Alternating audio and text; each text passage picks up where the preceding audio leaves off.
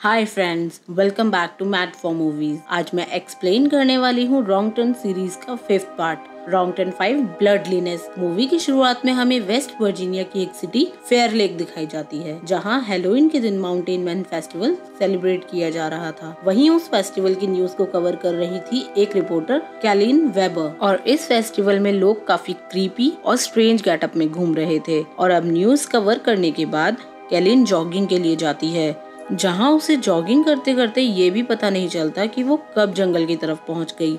वहीं अब उसे सबसे पहले सॉटो दिखता है, जिसे देखकर वो हंसने लगती है, क्योंकि फेस्टिवल की वजह से सब वैसे ही अजीब गेटअप में घूम रहे थे और उसे लगता है कि वो भी उन्हीं में से एक है, और वो उसे इग्नोर करके आगे बढ़ती है। तभी उसे आगे जाकर वन आई दिखता है और वो उसे भी क्रीपी बोलकर आगे निकल जाती है। और अब उसकी मुलाकात 3 फिंगर से होती है, और अब वो परेशान होकर उसे अपनी फिंगर दिखाती है, लेकिन 3 फिंगर उसकी उंगली को वहीं काट देता है, जिससे घबराकर वो वहाँ से अपनी जान बचाकर भागती है। और वहीं उसको उन तीनों से एक आदमी आकर बचाता है, जो और कोई नहीं बल्कि मेनार्ड होता है। वो सिर्फ उसे बचाने का ड्रामा कर रहा होता है। उन तीनों से बचाने के बाद वो कैलिन को खुद ही मार देता है। और अब यहाँ हमें पता चलता है कि वो तीनों भी मेनार्ड के लिए ही काम कर रहे होते हैं, जैसे कि हमें रॉन्ग टर्न 4 में दिखाया गया था कि वो तीनों वहाँ से बच जाते हैं, इसलिए अब वो मेनार्ड के साथ मिलकर ही उसके लिए काम करते हैं। और अब नेक्स्ट सीन में हमें 5 कॉलेज फ्रेंड्स दिखाए जाते हैं, जो कि वही फेयर लेक में माउंटेन मैन फेस्टिवल अटेंड करने के लिए जा रहे होते हैं। तभी रास्ते में जानबूझकर मेनार्ड उनकी कार के सामने आ जाता है, लेकिन उसे बचाने के चक्कर में उनकी कार का एक्सीडेंट हो जाता है और वो एक ट्री से जाकर टकराती है। वहीं पर मेनार्ड उन्हें ऐसा शो करता है जैसे उसे काफी चोट आई हो, लेकिन उन्हीं में से बिली, जो कार को ड्राइव कर रहा था, उसे पूरा यकीन होता है कि कार ने उसे टच भी नहीं किया था। जैसे ही बिली उसे चेक करता है, तभी मेनार्ड उसके ऊपर चाकू से अटैक कर देता है, इसलिए वो तीनों फ्रेंड्स उसे बहुत मारते हैं। और ये सब वो हिलिकर ब्रदर्स वहीं दूर से देख रहे होते हैं। और जैसे ही वो लोग उन पर अटैक करने वाले होते हैं, वैसे ही शेरिफ एंजेला और डेप्यूटी बिग्स वहाँ आ जाते हैं, और शेरिफ एंजेला उन सबको अरेस्ट करके अपने साथ ले जाती है।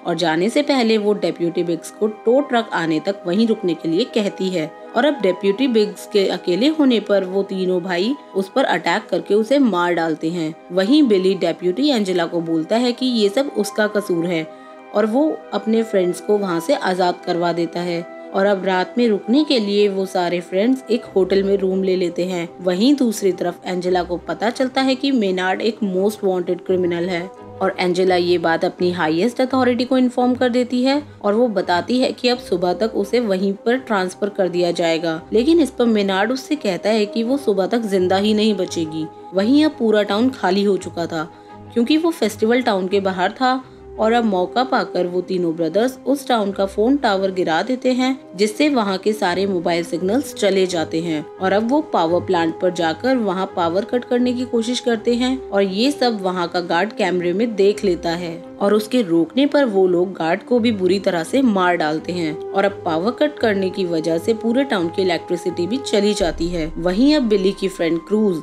उसको खाना देने के लिए वहाँ से निकलती है, लेकिन तभी रास्ते में 3 फिंगर उसके पीछे पड़ जाता है।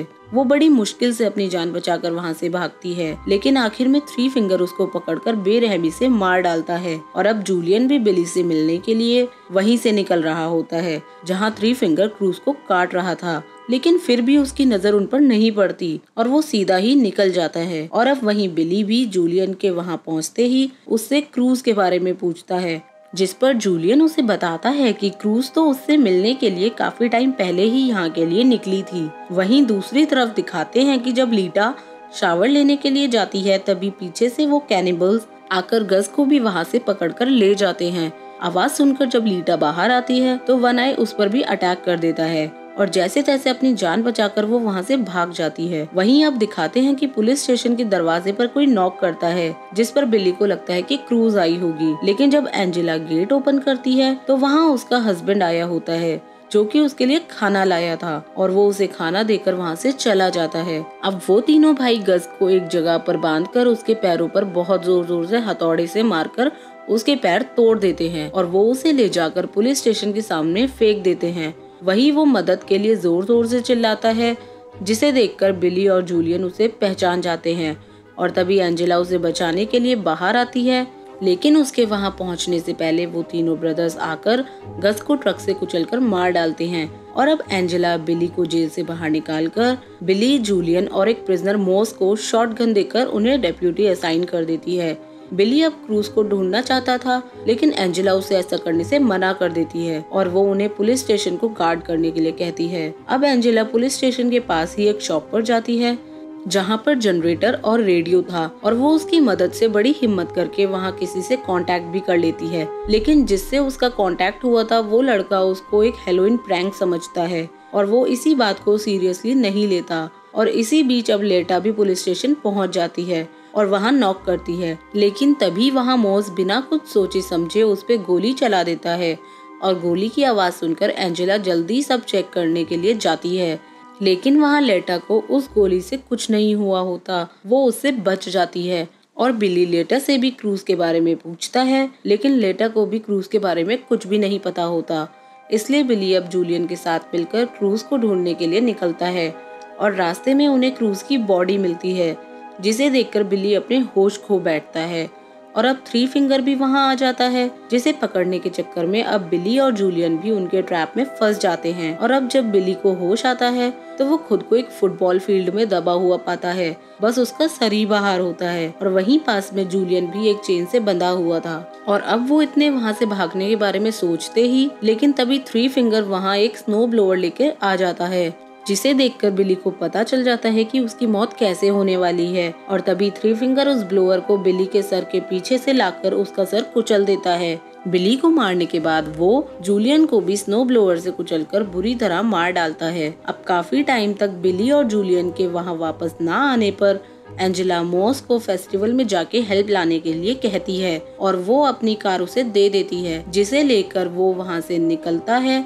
लेकिन टेंशन में होने की वजह से उसे रास्ते में एक वायर ट्रैप नहीं दिखता, जिससे टकराकर उसकी कार डिसबैलेंस होकर गिर जाती है। फिर वहाँ वो तीनों भाई आकर उसे पकड़कर पुलिस स्टेशन के पास ही एक शॉप में ले जाकर एक टैंक में बंद कर देते हैं और उस टैंक के नीचे आग लगा देते हैं। तभी वहाँ एंजेला को मॉस के चिल्लाने की आवाज आती है और जब वो उसे बचाने के लिए वहां जाती है तभी वहां एक बहुत बड़ा ब्लास्ट हो जाता है। वहीं दूसरी तरफ मेनार्ड लेटा को लालच देता है और उसे कहता है कि अगर वो उसे वहां से बाहर निकाल देगी तो वो उसे नहीं मारेगा। लेकिन यहाँ लेटा उसकी बातों में आ जाती है और उसे वहाँ से आजाद कर देती है, जो कि उसकी बहुत बड़ी गलती थी, क्योंकि बाहर आकर मेनार्ड उसकी दोनों आंखें निकाल देता है और वो चिल्लाती हुई फिर वहाँ से पुलिस स्टेशन के बाहर आती है। तभी एंजेला उसे वहाँ पर देख लेती है और वो दौड़कर उसके पास जाती है, लेकिन तभी मेनार्ड वहाँ बाहर आ जाता है और वो उस पर शूट करने ही वाला होता है। लेकिन तभी एंजेला उसके शोल्डर पर शूट करके उसे वहीं गिरा देती है। फिर वो उन दोनों को वापस से पुलिस स्टेशन के अंदर ले आती है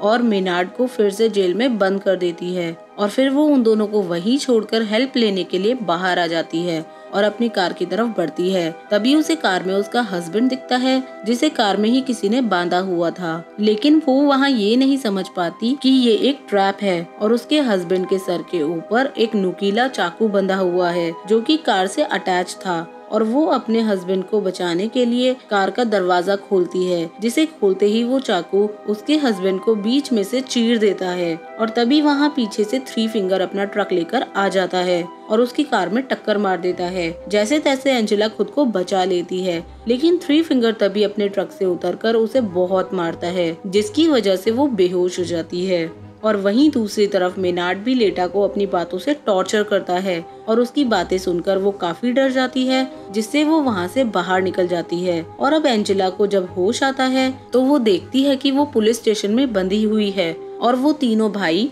और साथ में मेनार्ड भी वहीं होते हैं, जो कि पुलिस स्टेशन में चारों तरफ पेट्रोल छिड़क रहे होते हैं। और मेनार्ड उसे कहता है कि तुम्हारे पास मरने के लिए दो चॉइस है, या तो वो जलकर मर सकती थी और या तो उसके हेड से एक शॉटगन अटैच थी, जिसका ट्रिगर उसकी एड़ी से बंधा हुआ था। और जैसे ही वो अपनी एड़ी नीचे रखती, वैसे ही उस ट्रिगर के दबने से उसकी वहीं डेथ हो जाती। और ऐसा कहकर फिर वो वहाँ पर आग लगाकर पुलिस स्टेशन से बाहर चला जाता है और बाहर जाते ही उसे शॉटगन की आवाज सुनाई देती है। मतलब एंजेला ने आसान मौत चुनी थी, उसने दूसरा ऑप्शन चूज करके मरना सही समझा। वहीं लीटा अब चलते चलते एक रोड तक पहुंच जाती है, जहां उसे कार की आवाज सुनाई देती है और वो उस कार को रोककर हेल्प मांगती है। लेकिन अनफॉर्चुनेटली ये उन कैनिबल्स का ही ट्रक होता है और थ्री फिंगर नीचे आकर लीटा को अपने ट्रक में अंदर धकेल देता है, जहां मेनार्ड उसका वेलकम करता है और वो लोग फिर लीटा को अपने साथ ले जाते हैं और यहीं ये मूवी खत्म हो जाती है। अगर आपको ये मूवी एक्सप्लेनेशन पसंद आया हो तो